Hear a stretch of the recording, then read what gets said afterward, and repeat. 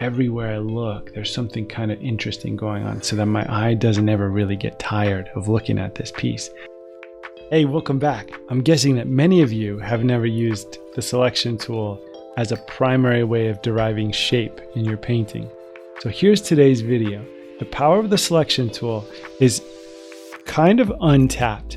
I think both from a stylistic perspective, but also from kind of that, hey, you're talking to a teacher here, right? Like I love things that help you think about painting in different ways. I love things that train your eye and help you do the work that we're actually trying to do all the time, which is seeing shapes of value, meaning seeing shapes of light and dark.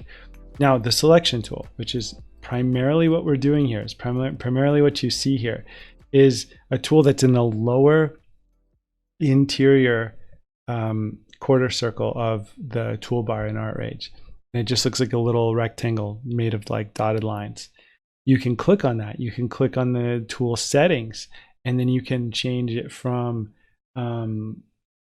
like a rectangle tool to a freehand select tool to what I'm using here is the Polygonal selection tool. So basically it's like lets me select angular marks, like just like angular shapes, right? So I can create shapes that are of connected angular lines. And you can see here that that's all I'm doing is turning a spherical headlight into something that looks more like an octagon. And then I'm simply using the paintbrush to then select colors to fill in that shape. So I'm drawing the shape of each individual value in the painting. If I see a dark, I draw that dark shape, then I paint it in. It's as if I'm sort of creating a paint by number for myself, or like almost like, because the hard edges to it, like almost like a cut paper collage effect. But inside each one of these hard edged shapes, I have the ability to paint with varying degrees of softness or hardness, depending on how I want to approach the fill that I put in that shape. So if you've ever used a software like Adobe Illustrator and you use the pen tool where you're drawing like anchor points, you're connecting anchor points, and as you connect the anchor points, you're basically filling in shapes of color by drawing an object based on anchor points, and between those points you create a shape. You're doing the same kind of thing here, but with the selection tool, and it's amazing for you in terms of your ability to see shapes. So you have to sort of like take I'm drawing that part of you that wants to draw like facial features, or that part of you that wants to draw details on a car, that part of you that wants to draw the bruises on the pears that you're painting.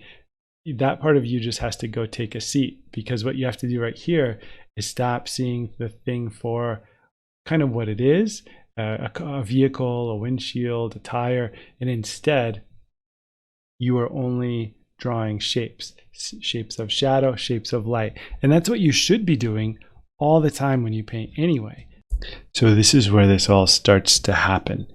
When I talk about seeing things as shapes of light and dark, usually it's that structure of the dark that holds the painting together. And we're going to go ahead and establish that here. Sometimes it takes putting that in before people can kind of read the image. And it's what we're going to do here. Hopefully that'll help kind of prove the point of what this is and why it's so cool.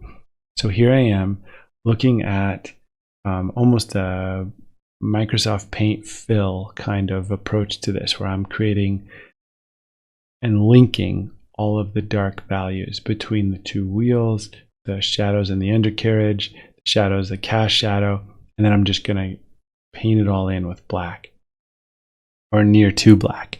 And the point being is that that big, long, connecting dark instantly gives the piece its structure, its sense of the bones, you know.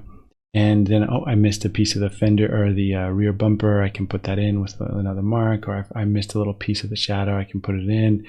And if you ever kind of get stuck and you're selection tool gets a little out of hand, a little out of control, you can just press Control D and that'll deselect everything and you can start a new selection.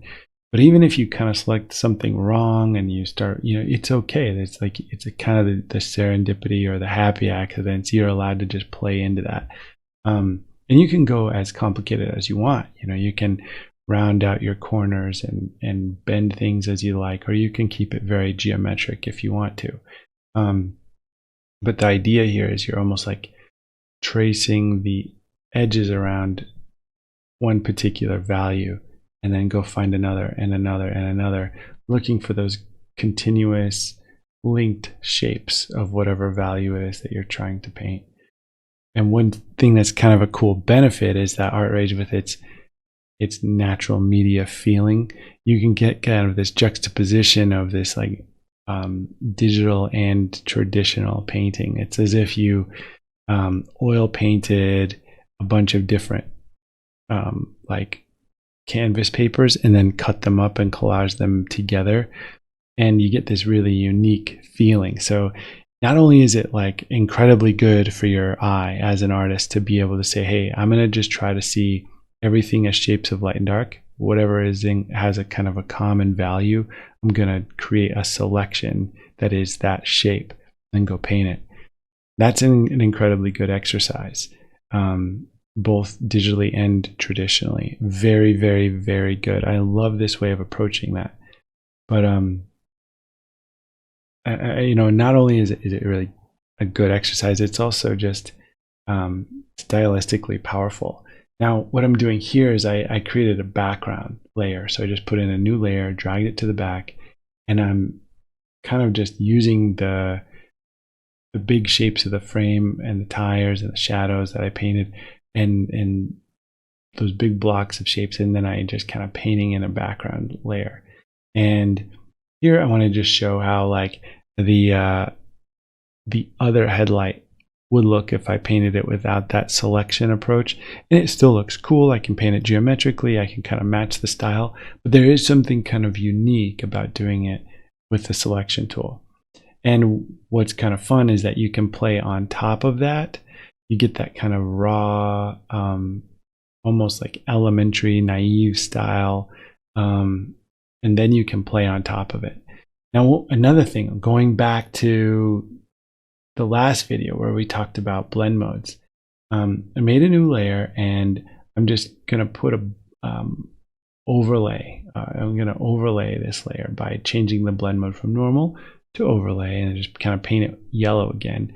But it's going to kind of use this additive technique to kind of create a little extra highlight. And that's for where the frame of the car angles just upward a little bit, giving there a little bit more light, that upward facing body shape.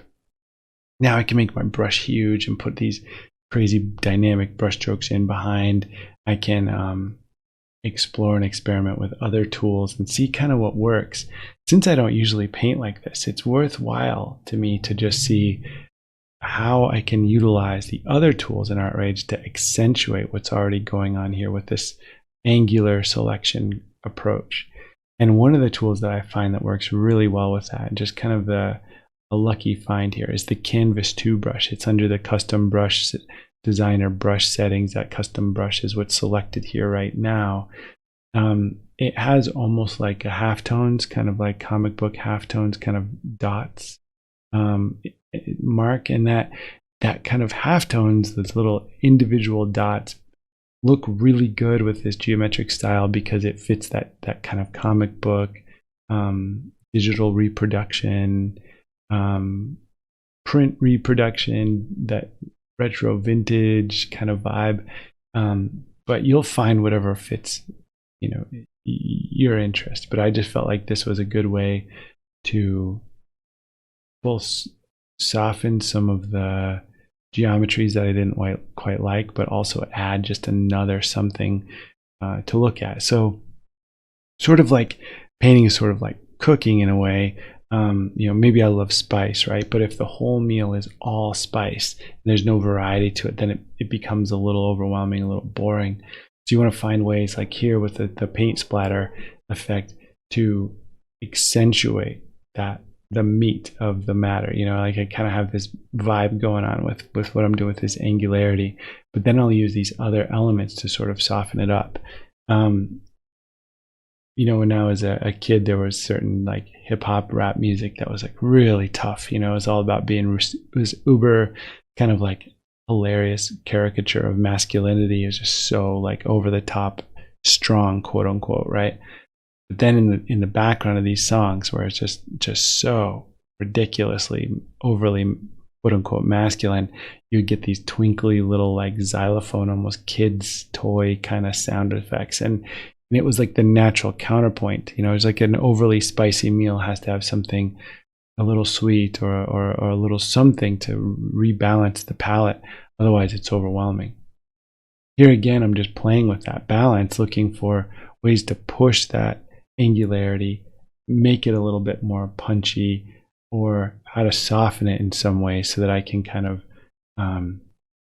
keep it within that sensibility that to me is interesting. You might find you have a different approach to that, but I'm using more overlay blend mode layers, and I'm just using the angular mark of the loaded palette knife, or I'm using some of the stamp tool that creates like a long linear rake, and I'm just kind of combining these things to get warm and cool color temperature variations within the piece, just so that everywhere I look, there's something kind of interesting going on, so that my eye doesn't ever really get tired of looking at this piece. I want my eye to be delighted as I kind of bounce between these areas. And that's it. So hopefully you enjoyed painting with the selection tool. There's a lot more you can do with the selection tool, but for me, that's one of the coolest things you can do. I hope you liked it. Take care, you guys. Best wishes.